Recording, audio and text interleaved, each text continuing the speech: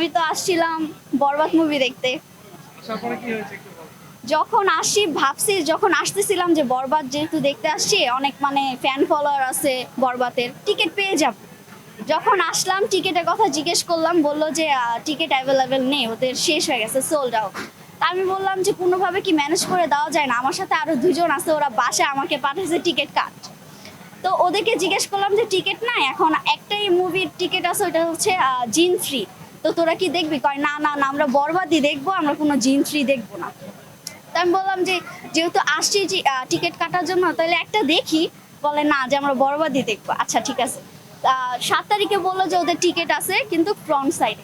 ওদেরকে জিজ্ঞেস করলাম যে ফ্রন্ট সাইডে মুভি টিকিট আছে অ্যাভেলেবেল, তোরা কি দেখবি? বলে না, ফ্রন্ট সাইডে কোনো মজা নাই, আমরা দেখলে পরে দেখবো, কিন্তু দেখবো এই আর কি। এখন আসছিলাম টিকিটের জন্য, টিকিট নাই। ভাবছি যে যেহেতু ঢুকছে একবার মুভি দেখেই বের হব, কিন্তু ব্যাড লাক, টিকিট তো আর পেলাম না, এখন চলে যেতে হচ্ছে। মুভি যেহেতু এটা দেখার আমরা একবার মানে নিয়ে নিছি, প্রস্তুতি নিয়ে নিছি যে এই মুভি দেখবো, তাহলে এই মুভি দেখবো, এটাই দেখতে হবে। আজকে মুভি থেকে শুনে এই জন্য দেখবেন না আপনি শাকিব খানের ফ্যান? না না না, আমি সত্যি কথা বলতে আমি শাকিব খানের ফ্যান ছিলাম না। যখন তুফানটা দেখলাম তারপরে থেকে হচ্ছে ওর ফ্যান হয়ে গেছি, ঠিক আছে। যে তুফানটা যেহেতু এত ভালো হয়েছে, আর এটা ট্রেলারও দেখছি, তো এটাও খুব ভালো লাগছে আমাদের, তারপরে থেকে ওর ফ্যান হয়ে গেছি। এখন ওর ফ্যান দেখে আমরা মুভিটা দেখি। যেমন আফার নিশোর যে দাগে চলতেছে, ওইটাও ভালো লাগে, আফার নিশোকেও ভালো লাগে, কিন্তু আফার নিশো থেকে বেশি ভালো লাগে শাকিব খান, ঠিক আছে। ওর মুভিটাই আমরা দেখতে চাচ্ছি, আমরা হলে একমাত্র ওর মুভিটাই দেখতে চাচ্ছি। শাকিব খানের কোন দিকটা বেশি ভালো লাগে?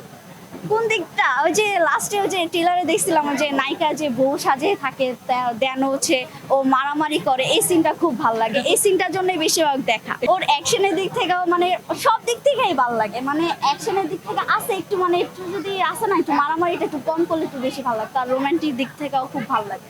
যদি যদি দেখেন আপনার পেছনে শাকিব খান দাঁড়িয়ে কি করবেন? এনে দেন, তারপরে মনে দেখা করেন দেয়। মনে করেন আপনি। যদি থাকে তাহলে আগে হাত মিলাবো। আমি ওসব মেয়েদের মতো না, ওই যে মানে দেখার পরে একবারে হাত করে বসলাম, ধরে বসলাম, ওসব মেয়ে না। আগে দেখলে সুন্দর মতন কথা বলবো, হাত মিলাবো, ব্যাস। আর ওর একটা অটোগ্রাফ নিবো, এই এতটুকু। মানে কখন মানে পুরোপুরি ফ্যান হয়েছি ওইটা বললাম আর কি। ওর ফ্যান তো আমরা আগে থেকে, আর কি- তুফান দেখার পরে আর কি পুরোপুরি একদম ফ্যান হয়ে গেছে আর যে কি না। চেঞ্জ দরকার শাকিব খানের আপনার কাছে মনে হয়? নাকি এই পারফেক্ট? মুভিটা দেখার পরে আর কি বলতে পারতাম যে আর কি চেঞ্জ দরকার আছে, কিন্তু এই মুভিটা তো এখনো দেখতেই পারলাম না। যদি দেখি, যদি আপনারা থাকেন, তাহলে হচ্ছে সবকিছু আর কি বলবো যে মুভিটা কি কিরকম। আমি তো এমনিতেও ঘুমাই না, আমি এমনিতেও রাত জেগে থাকি, তো আমার ঘুম তো এমনিতেও হবে না। আসলে মানে বাংলাদেশে যে নায়কগুলো, হ্যাঁ মানে একটারও ভাল লাগে না, বিশ্বাস করেন, মানে কেমন জানি। শাকিব খানটাই ঠিক আছে, একদম পারফেক্ট আছে, আমাদের যে বাংলাদেশের সুপারস্টার, ওই মানে বেস্ট।